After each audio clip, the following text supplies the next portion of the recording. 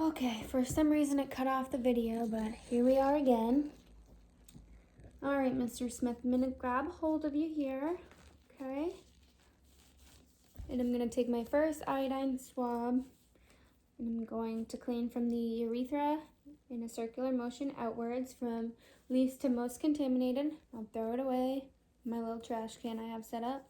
Second one, do the same thing, throw it away. And a third one, I'm gonna do the same thing, throw it away. I'm also noting any redness or irritation or anything that's abnormal about his scan, I guess, that I would be documenting while I'm doing this. Okay, so can remove the catheter from the lubricant, unwind my system here, and I would have done this beforehand, but make sure that the clamp is actually closed so when the urine flows, it's not coming all the way out. Alrighty, Mr. Smith, so I'm gonna have you take a deep breath. We're gonna insert this. It's gonna be over before you know it, okay? All right, 1, 2, 3, bear down for me. Okay, I would insert until I see the urine flow. And because he's a male and it's indwelling, I'm gonna insert all the way to the bifurcation. It doesn't wanna work in a bottle, but. Okay, so I'm just holding this here because it's a bottle. In real life, it's not going to come out because it's going to be your urethra. But then you can grab hold of this, insert the fluid into the balloon.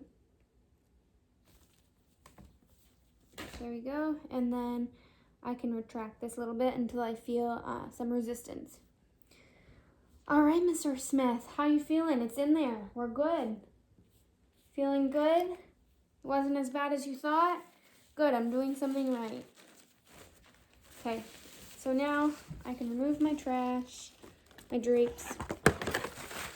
I can unwind the system here and hang on the bed below the level of the bladder on the part of the bed that does not move. And then I can remove these drapes. Okay. And I can go ahead and throw this away. I'm still not turning my back on him because the side rail's still down. I can remove my gloves, throw those away, and hand hygiene because I just took off my gloves.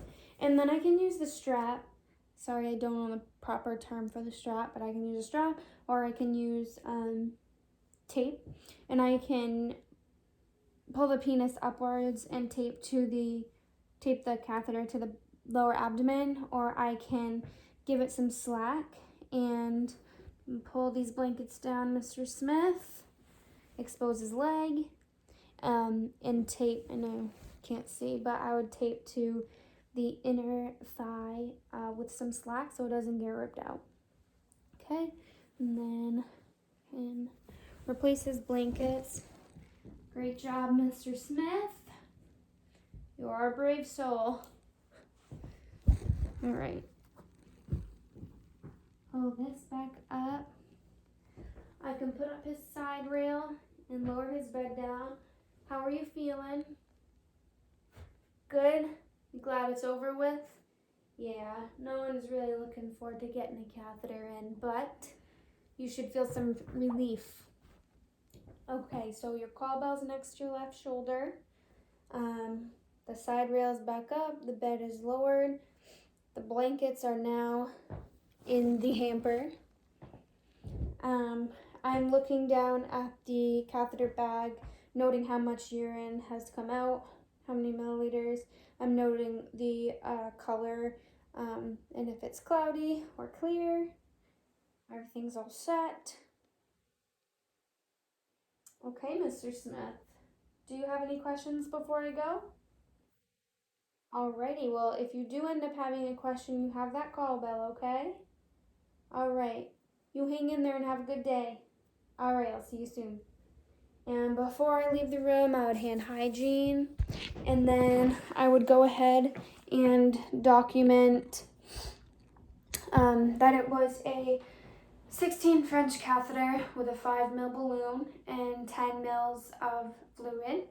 I would document if peritoneal care was done by me or CNA, and any abnormals.